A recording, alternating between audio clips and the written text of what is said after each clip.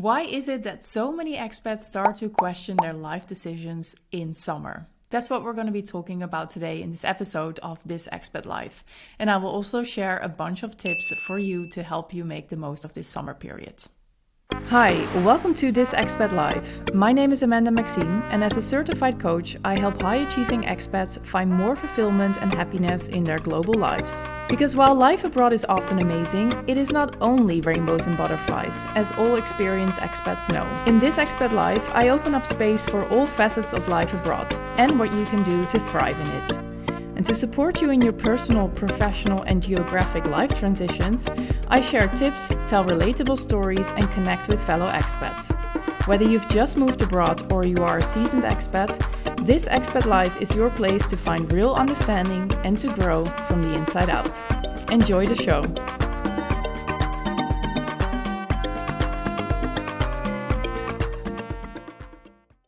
So why is it that so many expats start to wonder about their life and their actions and their decisions in it during summer? I'm actually going to ask you another question because I think the two are related. Why is it that I book client after client with so much ease during summer? Well, in my eyes, the answer is very obvious. And like I said, I think the two are related. So why is it that these two things are going on? It is actually something that the old me can relate to as well, but from the other side, not as a coach, but as an expat. Because as an expat, I also use summer to start wondering about my life. And I think the reason why the old me and so many other expats are doing this is because in summer there is space. Space is what characterizes the summer period. And I do have to make a little caveat here because I'm talking about summer in the Northern Hemisphere. So if you live in the Southern Hemisphere, please listen to this episode in December and January. But for now, I'm going to talk about summer as it is summer in the Northern Hemisphere right now. And what the summer period really has, as I said, is space. There are no more deadlines from work, things are less busy. There are fewer events that you have to go to. There is less pressure. There's a very high chance that you'll be going on holidays. So that means there's more free time for you, more time to just be lazy, do nothing. Probably you're traveling. So that means that there's also some distance between you and your usual daily life. So there's more distance to look at it. And this is also when the busy head of the high-achieving expat can finally relax. And when the chaotic merry-go-round that they've been on in their expat life also slows down. All year they are so busy, they are in doing mode, they are in thinking mode, they achieve a lot, the focus is on results. Expat life is super exciting and busy and demanding. Their speed is pretty fast, and then summer starts. There is less pressure and things are slowing down. Work, family, other people demand a little bit less from them. There is more being and less doing. And with fewer external things going on or occupying their head, with less distraction that they find usually in their expat life, and with a slower speed, this is when space gets created. And that space makes them all of a sudden go like, wait, what do I even want? All year they've been on this fast-speed train, and while they really love the view and they enjoy the ride, it's in summer that they realize, okay, this train is exciting, but where is it even going? And that they start to notice that they are more like the passenger and not the driver of the train. So just last week, I hung up with an expat in Europe who has also turned into a client, and they are super ambitious. They have a really good job. They really know how to get things done. And they've got a lot of the things they've always wanted, but all of a sudden they're realizing, I'm not really sure what my next step should be. There are some logical decisions that I could make. There are some things I want. And there are some things going on at the moment that aren't quite right, that I probably need to fix, but I don't know how to do it in terms of relationships, family, location, but also work. And so all of a sudden they have this space and they take stock of their life. They start to reflect and they realize, if I continue this way, where is my train going to end up? Do I even like that destination? Do I have any influence over its destination? And if so, how can I change it? But where do I actually want to go to? And it is no surprise to me that in summer, those questions start to come up. Because like I said, there are fewer external things going on and fewer things demanded of you. So there is more space in your head to finally think about these things. I've coached a lot of expats who told me that they only have like short-term space in their head to think about things with their demanding job, with keeping up with a social life and their hobbies and exercise and everything else, that they never really feel that they have the space in their head to think about their long-term choices. And it's in summer that we then create that space and all of a sudden find ourselves wondering, what do I even want? This is when the long-term stuff comes up. But because we haven't thought about it that much throughout the year, or maybe we've tried, but we always felt limited in it, it's in summer that we feel, oh, whoa, what do I actually do with this? But actually, it's not just about thinking about your next moves, in my eyes. The example I just mentioned is really about reflecting on life choices and where they want to go to, but all approaching it from their head. And what I also see and have experienced myself is that in summer or any period where there's a lot of space, also the December holidays, or maybe when you take a sabbatical, that's when emotions come up. Because us human beings, and this is not for everyone, but definitely for most of us, we have a tendency to avoid certain negative emotions. And I use negative with quote unquote, because I don't believe that there are negative emotions, because every emotion has a function. But we do not really like being in these emotions like sadness, fear, or anger. So what often happens in our busy, exciting daily life is that whenever a certain negative emotion comes up, we push it away. We distract ourselves with more work, alcohol, going out, meeting with friends, watching Netflix, shopping even. There's so much that you can numb yourself with. Or we rationalize our emotions, which is also not truly processing them. So we start to think about these emotions, why they are there, and we can understand and justify the emotions, but that's not really feeling it. Or we simply tell ourselves that we shouldn't be feeling this. We've got everything we wanted, so there's no reason for us to feel unhappy or angry about something, because we got everything already on the outside. And in your busy daily life, it's very easy to push these emotions away. Even me, as a coach, I'm trained in this. I still do this myself as well, subconsciously. Let's say there's this nagging feeling about your relationship or a family dynamic with your parents, perhaps, or your sibling. And you've just been triggered about something small and you know that it needs to change. But work is starting again, and it's so much easier for you to just focus on your deadline or just to get frustrated with that annoying colleague than to really go to the real matter and to the emotion attached to it. Because it's not fun experiencing anger or sadness.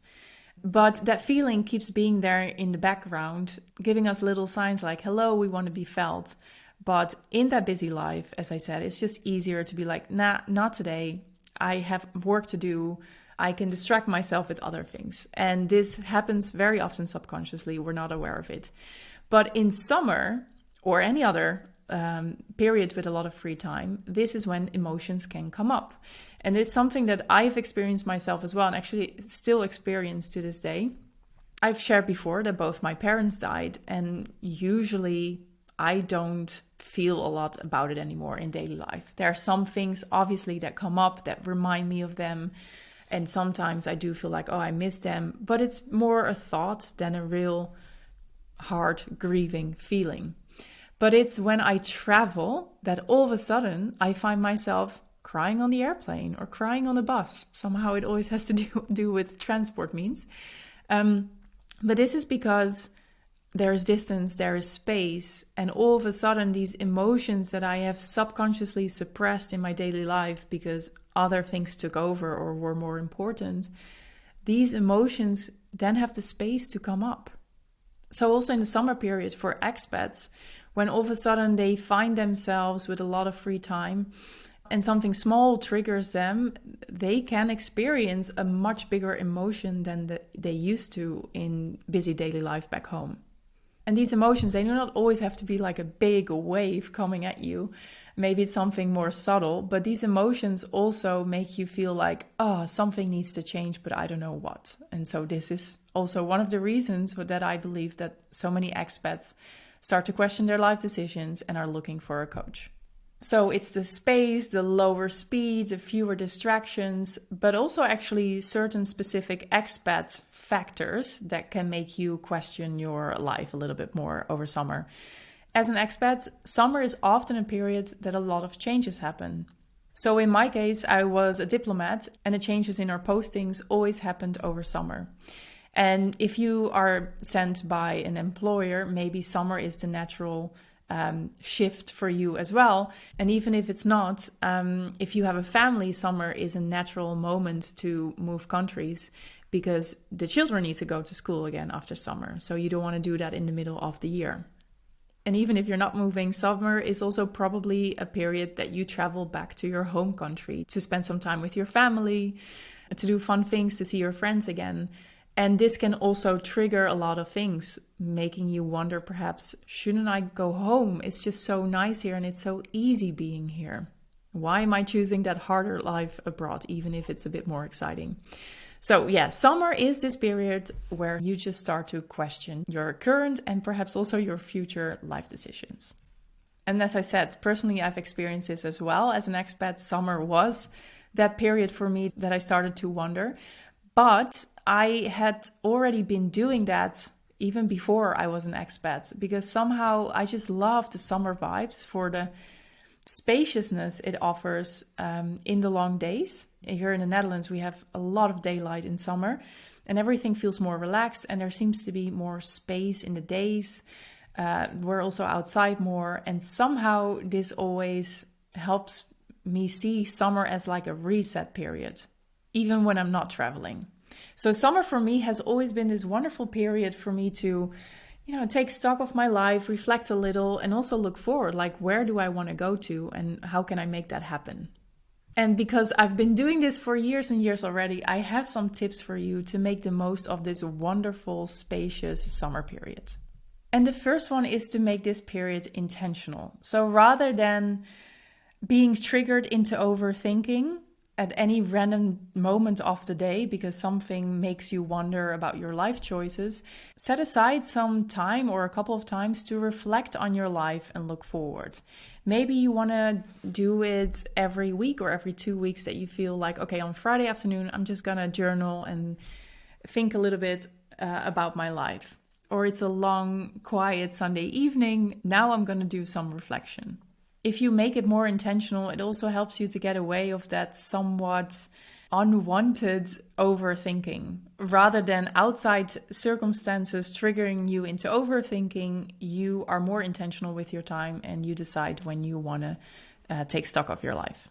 Number 2 is to journal. I actually love journaling so much. It has always given me new insights or ideas. And I also love journaling in summer. So here are some questions you could ask yourself if you want to start journaling. One of these questions could be, if I had 10 times the confidence and knew that I couldn't fail, what would I be doing? Often we are held back by fear. And so if you ask yourself this question, you're removing fear from the equation. And then you get to see, hopefully, what it is that you actually want to do if you weren't that afraid to fail.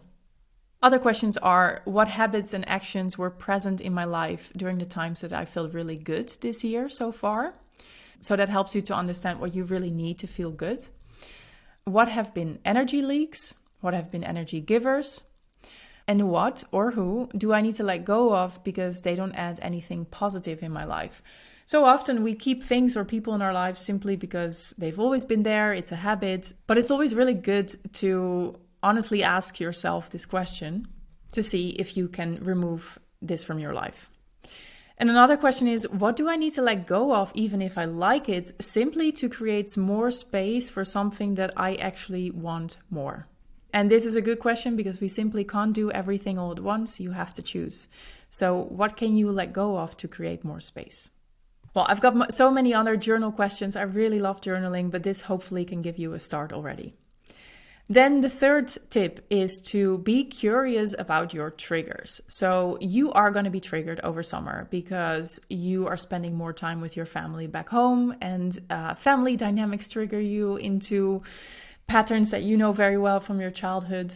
Maybe you are at family dinner and all of a sudden you feel like you're 14 again and you're wondering, how is this possible because I'm 36 right now? Maybe you are traveling with your own family or your partner and you get annoyed by them. Or maybe you feel like you're on a world tour because you want to see everyone back home and somehow you're the one who is adjusting your schedule instead of them making some time for you, and you are traveling around to see everyone, to visit everyone. All of these things can trigger you, and this can create some emotions.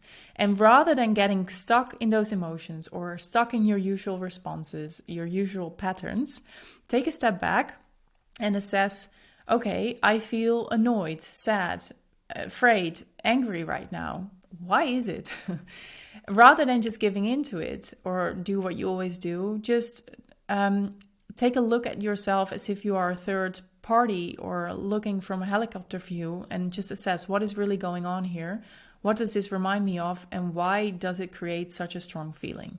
So be curious about your triggers because they're going to give you insights that you can use as well after summer. The fourth tip is to do more new things over summer to create even more distance from your usual routine. So going on holidays is a great one, but if you aren't going on holidays or maybe not the entire summer period, can you add some new things to your daily life just to create that sense of newness that helps you look at your life with fresh new eyes? Because looking at your life with these fresh eyes, summer eyes, also helps you to see like, hey, am I even happy with what I'm doing usually? Or it helps you to see some new things that all of a sudden you're like, oh, but this actually sets my heart on fire. And tip number 5 is related to that, and that is to experiment with new habits, and ideally habits that will continue giving you space when you get busy again. So I love summer because I feel more free to play around. And maybe you want to play around with some habits as well that are good for you in the long term, like meditation or taking a cold dip in the sea in the morning or exercising more. All of these things, if you continue doing them after summer, they're going to give you some more space. They're going to help you feel more grounded in your expat life. Meditation is always a good idea. So experiment with some new habits that you can already build up over summer. So it's a locked in habit when busy work and life starts again. And then the final tip, and that is to take stock of your life using the wheel of life. That is a coaching exercise that I have used countless times myself. And I've actually adapted it to your expat life. So I've created the wheel of expat life. And this is a fantastic tool to really simply and visually assess what your life looks like now, what should be your priority. And I've added some extra things to help you see what you should be focusing on to give your life the upgrade that you desire. So the wheel of expat life is divided into 8 areas of your life. You grade each of them. And well, I'm not going to explain everything because you can actually find it in a free resource that I've created for you. You can download the Wheel of Expat Life for free on my website. And in the resource, you'll be guided through the exercise. So grading these areas of your life, assessing what needs to be improved, determining your priorities, and also knowing what to focus on, knowing your next step to get to that upgrade. And I do this Wheel of Life at least twice a year, usually more often, because it really helps me to zoom out and to very kind of objectively assess what is going on and what I want to be focusing on. It makes everything a lot clearer, and that's why I love this exercise. And it's been downloaded by a few of you already, and I've got emails saying, oh, I really love this exercise because one of you had been delaying thinking about their life. For the other one, it was a really, as I said, clear tool to have a good overview. So this is one of the things that I recommend doing as well to make the most of this spacious summer period. And if you want to use the Wheel of Expat Life, you can go to the link in the show notes. And if you leave your email address, it will be sent to your inbox automatically. Okay, I hope these tips were useful. I wish you a really good summer period. I know it has started already, but we still have a few good weeks left. And either way, these tips are useful at any moment in the year, whenever you want to have more space and use it well. And if you think you might need some extra help in determining what should be the right decision for you, in identifying what it is that you actually want, what has been holding you back so far, you are very welcome to schedule a free discovery call with me to see if my one-on-one coaching is something for you. I'll also put the link in the show notes. See you next time.